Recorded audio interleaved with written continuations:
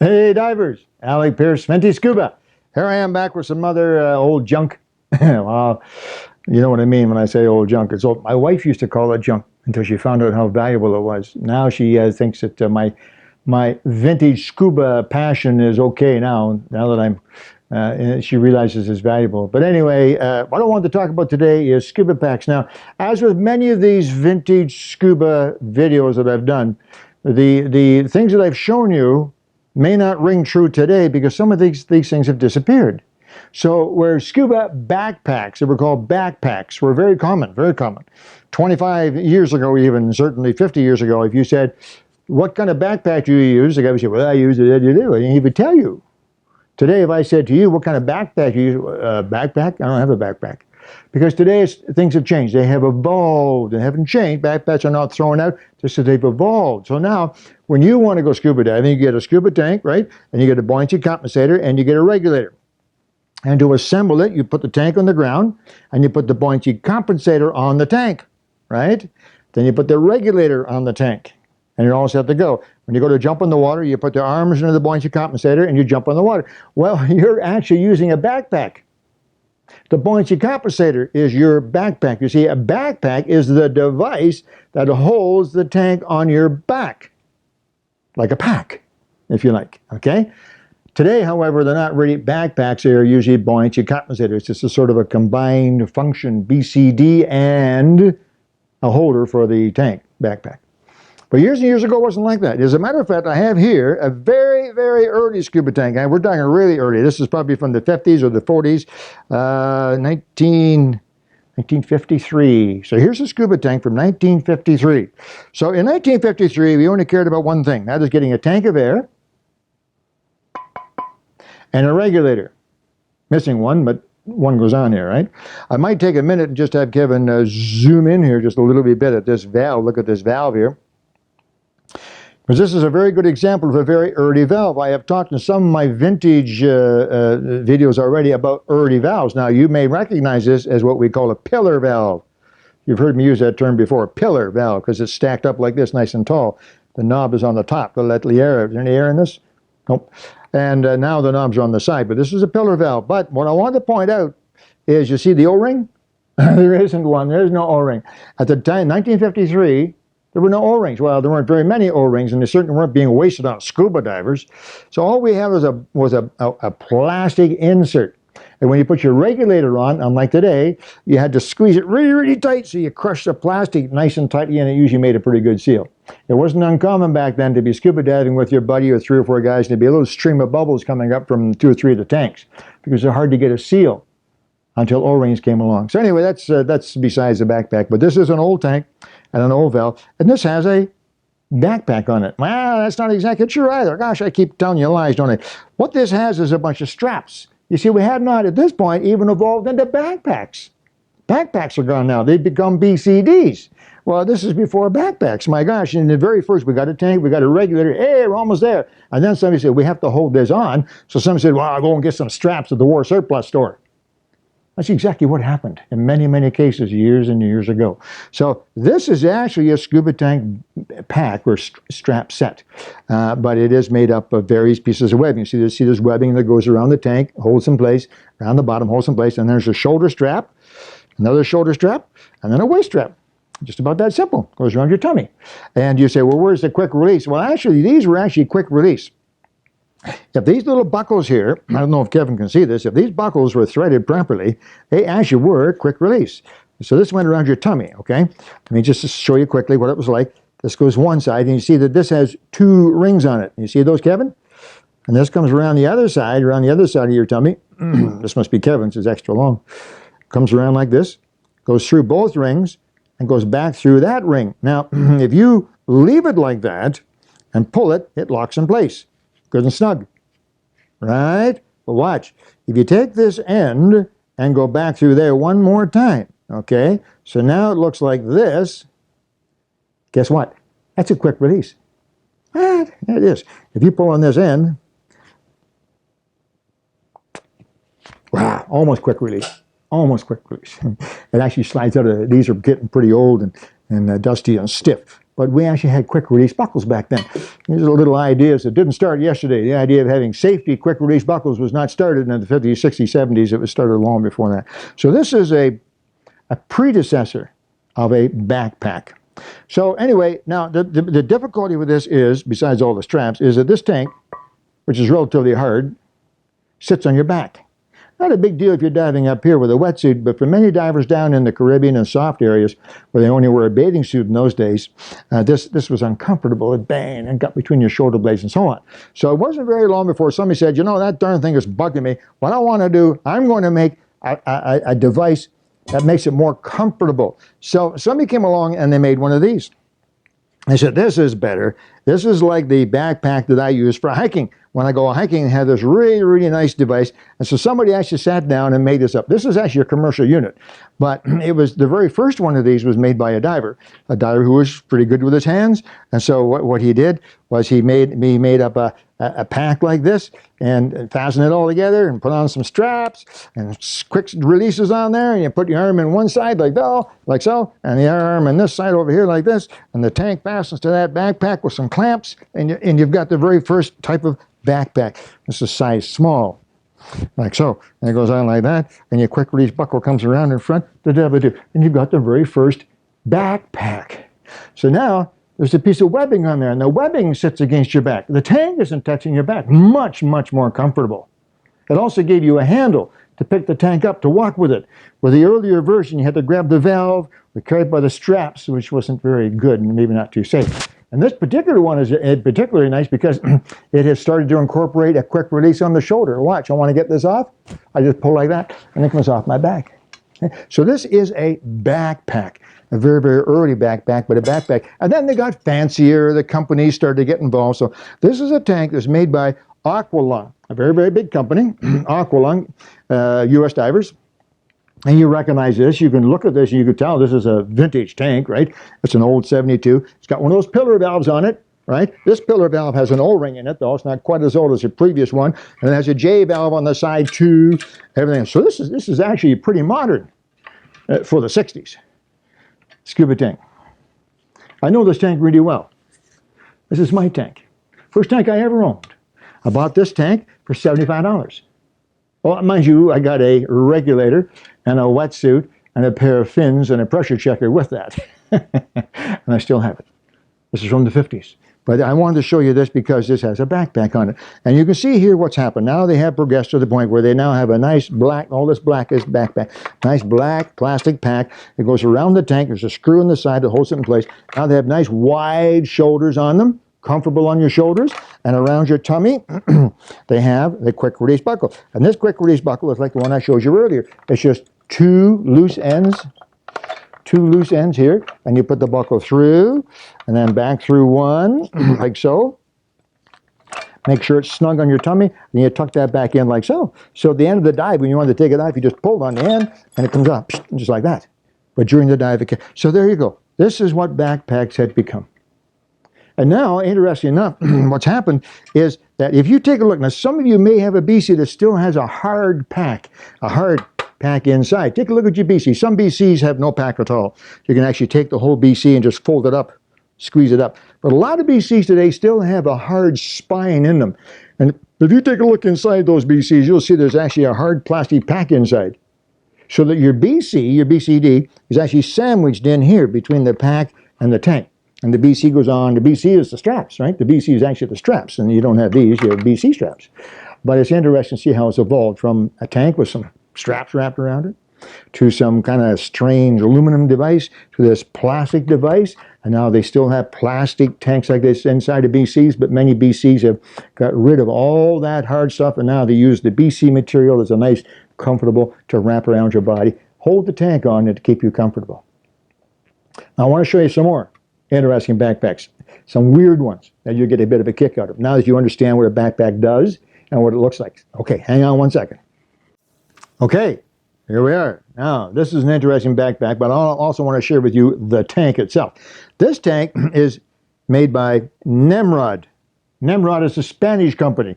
A lot. I've used that name before. You've heard that name before if you watch my other Vintage Scuba playlists or videos.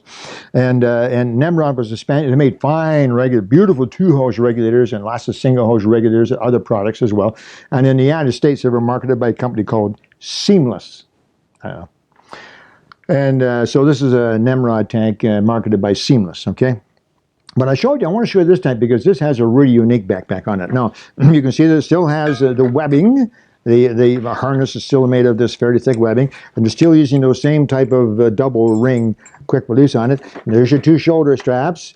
Okay. And here's your waist, goes around your tummy like so. But look at the backpack on this thing. This is pretty slick. This is pretty slick. This is the backpack.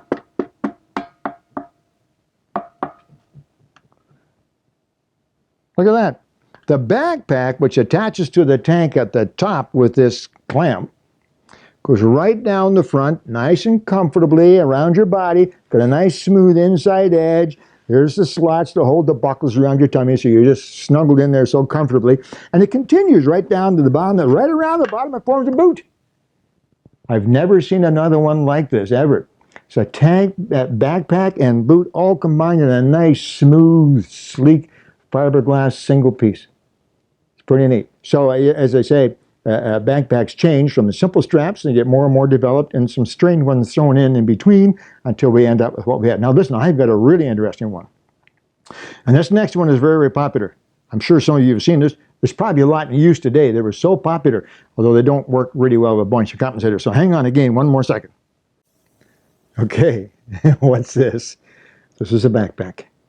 A very, very popular backpack in the 60s and 70s. It's called the Hawaiian backpack. Now, I'm not exactly sure why it's called the Hawaiian backpack. I don't know if it was developed in Hawaii or used. I don't know. Maybe the guy that invented it was Hawaiian. I don't know. But this was called the Hawaiian backpack. And it's one of the most comfortable backpacks ever made. Now, work with me on this. Backpacks were not all that comfortable. Buoyancy compensators today with their padded backs and their cummerbunds and their adjustable shoulders are fantastic. Backpacks were not comfortable, but some were better than others. And this is one of the best ones. So what's with this? It looks more like a lawnmower than a backpack, doesn't it? A couple of hooks on it and so on. Oh, that's kind of handy. There's a handle on it. Look at that. You can pick that tank up and whale it around. Whoa, this is pretty good. And they were popular. The Hawaiian backpack really was quite popular. So how do they work? Well, it's very simple. You got two hooks. Sure, you can figure this out. You see? So all you did, when you're ready to go diving, you take a hold of these, you put your head under here like so, and you stand up, and your tank's on your back. What could be simpler than that? Then you do the belt buckle around you, off you go. And you got these two beautifully padded hooks holding the tank on your shoulders, just like so. That's all there was to it. That's why they were so popular. They're quick, easy, relatively inexpensive, and worked really, really well. As I say, I bet you there are still some divers around today using the Hawaiian backpack. Let me show you this as well, because this is interesting. Very, very common in the old days, and right up, gosh, until the 60s, for divers to use a crotch belt. Very common. I don't know why, really. I think about it now afterwards. I used them for years, and I just used them because that's what we had, right? I don't really know why, because tanks didn't slide up and down, but I guess there was a fear the tank would slide up and hit your head. So it's very common for us to have a crotch strap. You see how that goes down between your legs, comes back up, and then the waist strap comes around, hooks into the crotch strap like so, this particular model, and then here's your quick release buckle. These were actually developed later, a little better than the webbing. There's your quick release buckle. You see that? A waist belt and a crotch strap all together, and then a quick release is here. If you pull on that, the whole thing just falls apart and comes off your back very easily. That was kind of neat. Now I want to show you one more thing about this Hawaiian backpack. Another reason why it was so popular. Okay, are you ready for this? This is actually pretty slick. I'm not too sure who thought this up, but it's pretty neat. If you take and loosen this screw on the Hawaiian backpack, that comes off like that, and then you can turn it like this. Put it back on, put that back in there, like so, put that back in place. All right, pretty good, huh? See that? And now the other one does the same thing, of course. You take that off, loosen it out a little bit, take it off, and turn it around like so. Put it back in, and tighten it up, and look at that. Well, that looks pretty good. It's reversed the hooks, obviously, but now it protects the tank. Look at that. So now all you have to do is get rid of these straps, and you can do that pretty easily. Tuck them up in there, and you got a great backpack. Valves all protected, tanks all protected. Pick it up, stick it to the back of your car, or the back of your Jeep, and away you go. Look at there. There's a pretty neat idea. We don't have that today. I mean, our devices today are actually probably better, but you got to admit that's pretty slick. Okay, I have one more. This one you will love. Hang on a second. Some of the strangest backpacks came from out of the country. Hey, don't get me wrong, there are a lot of strange backpacks made right here in good old North America, but some of the strangest ones came from outside the country. This particular one is from the UK, and this is called a Normal Air. Normal Air, made in England, and it wasn't. There weren't a lot of these in North America, but there were quite a few. At one time, I need to point out, and I'm going to do a video on full-face scuba. But at one time in the mid to late '60s, full-face scuba was very popular. By full face, what I mean is the mask covered your whole face. That's right, nose, mouth, everything was inside. It was great. You could smoke while diving. Or if you could get it lit, you could smoke. Anyway, I'm kidding, of course. But it was a full-face mask, and the regulator was part of the mask. So the regulator was mounted on the front, or there were other devices which you'll find interesting, that allowed you to breathe with your nose and your mouth completely covered in the mask. You look around like this. It was almost like having a fishbowl in your head. Well, this is one of those examples. Came out in the late 60s, early 70s, and lasted for quite a few years. And it's pretty interesting. But today, as you know, we're talking about the pack. Now, in this particular case, and with this particular device, this is one reason why it's a little bit weird, you couldn't take the regulator off. The regulator, the high-pressure air comes through this hose, and it came down to the bottom. There was a pressure gauge. You see, a submersible pressure gauge. It didn't swivel like ours. And this is the mask. This is a full-face mask I just mentioned a second ago. So this whole mask goes over your whole face. Your whole face is inside. And you see the regulator is mounted on the front. You can maybe recognize the exhaust tips. This is a snorkel. You all know what a snorkel is. The snorkel's attached to it. That's right. So when you got to the surface, you switched to the snorkel. Little switch, you flicked it, and the regulator went off, and the snorkel went on.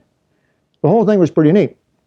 But again, I wanted to show you this pack, because this pack has some really interesting features. First of all, you can see it's straightforward. It's just a metal frame, just a metal flat plate, fastened to the tank with a couple of bands. That's no big deal, right? And it has what appears to be pretty normal straps, but they're not normal. And it also has this really, really odd, what the heck is this odd device here, this metal ring device on the front. It's pretty odd. Well, I'll tell you what I'm going to do. I'm going to put this on. And when I come back in just a minute with this on my back, you're going to say, what the heck happened? And you're going to say that because this tank hangs on upside down. Yeah, this is the bottom. This is the top. Yeah, you'll see what I mean in just a second. Give me a minute to get this on, okay? Hang on.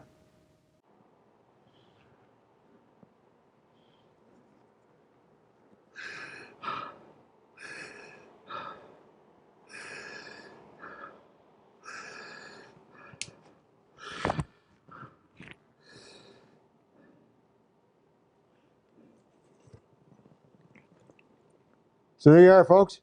That's probably one of the strangest scuba diving units you'll ever see. It's called the Normal Air. It's made in the UK, England, which may, I don't know for sure because I'm British, but it may explain why it's a little bit odd. But essentially, as you can see, it's a tank.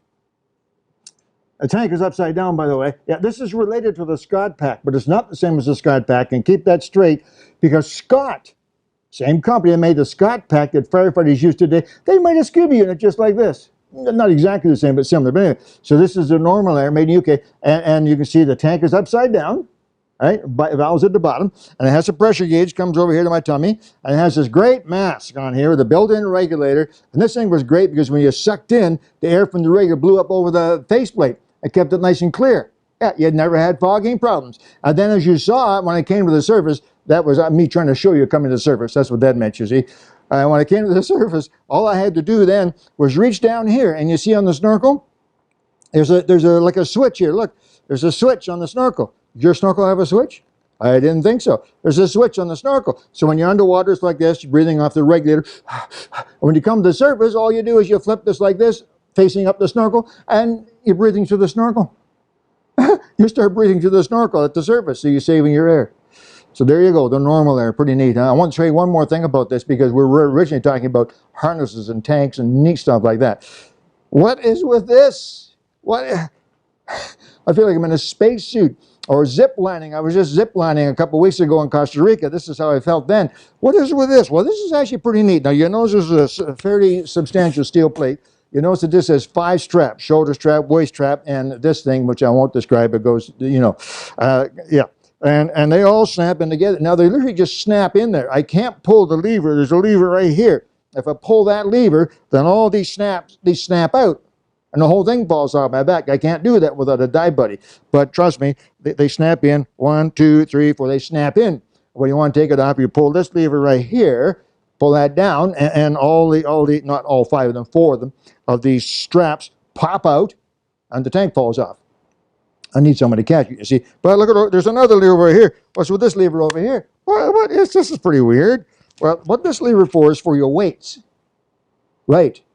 All you folks that are such big fans of weight-integrated BCs, well, this is the weight-integrated harness. That's right. Normal Air had weights, lead weights. They were this diameter, about 6 or 7 inches in diameter, right? Okay, on different thicknesses because they had 1-pound weights and 2-pound weights and 3-pound weights, and they were pretty slick. These lead weights had 3 prongs on them, and those 3 prongs, you take the weight and you stick it that goes into those 3 holes, and you lock it in place. That's right. And if you wanted more weight, you held that with 1 finger, put this down, and the next weight went on and went right through. There's holes on, and some of the weights had holes, but right through and snap it. It held the weights. And you could put 3, 4, 5, 8, 6, 8, 10 pounds of weights on your chest. Just like, off you go. Perfect. And if you have to drop the weights, you know, your quick release, you know all about that. If you drop your weights, easy. The weights fall off. Pretty slick, huh? And you think that the stuff that's new in scuba is pretty exciting, which it is, but they had some great ideas back then. Of course, they didn't last very long, so maybe they weren't such great ideas. Anyway, there's some really interesting, some really weird harnesses for you, and different types of ways that we used to carry our tanks and wear them and so on, and I hope you really enjoyed that. It's a little bit weird for you. Okay, guys, that's it. I got to go. I'm going to put my Normal Air mask back on, flip the snorkel to scuba, and disappear under the waves. See you again real soon. Look at my playlist, my Sea Hunt and Remembered, and my Vintage Scuba. Talk to you real soon. Bye-bye.